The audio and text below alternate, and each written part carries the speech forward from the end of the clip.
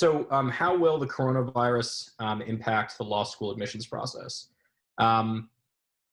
It probably won't. I think one way that it likely will, I've already mentioned, is that usually when there's an economic downturn, you see a commensurate rise in the number of graduate school applications. So I think it'll be a little bit more competitive. Obviously, these admissions offices have been set up to work remotely for a very long time, so it's not like the admissions process itself will be disrupted.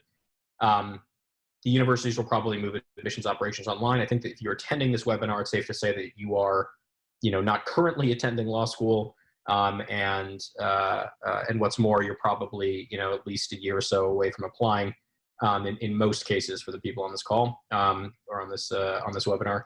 So it's quite likely that by the time you're actually matriculating, things will be more or less back to normal, or, perhaps some new normal, but not quite as devastating and horrifying as our current normal.